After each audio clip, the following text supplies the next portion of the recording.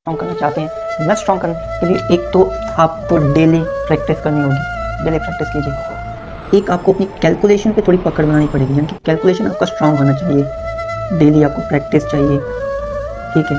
Daily practice कीजिए, calculation अपने fast कीजिए और सबसे पहले तो क्वेश्चन को अच्छे ढंग से समझिए, ठीक है। फॉर्मूले वगैरह जहाँ लगते हैं वो फॉर्मूले वगैरह भी आपको पता होने चाहिए, ठीक है। और इन बिटवीन इन सब के बावजूद भी एक और चीज़ कि कंसंट्रेसी रखिए, ठीक है। अगर आपको कोई क्वेश्चन नहीं आता तो क्वेश्चन में गोला कीजिए, ठीक है, और आगे बढ़ जाओ। एक क्वेश्चन पर ही अपना को स्ट्रॉन्ग करने का वन ऑफ द बेस्ट तरीका होता है कि हम मैथ के कैलकुलेशन पे पकड़ बनाइए, मैथ के बेसिक को पकड़ बनाओ। मतलब अगर आप बेस समझ गए ना, अगर आपने बेसिक समझ लिया तो मैथ का आप एडवांस लेवल भी क्लियर कर सकते हो।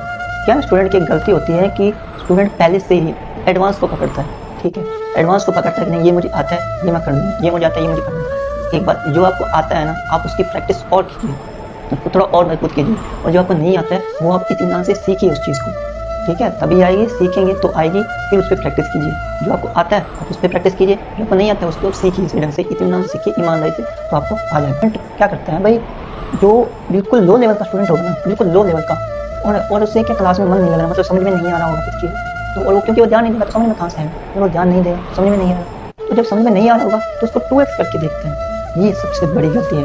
अगर आप न्यू हो, अगर आप बिगिनर हो, तो आपको 1 into करके ही देखना है और हर एक चीज़ को ध्यान से समझना है। कोई टिप नहीं समझ आई है, कोई पॉइंट नहीं समझ आया तो उसको बैक करके देखो और उस पर प्रैक्टिस करो, लेकिन आप 2x करके मत देखो।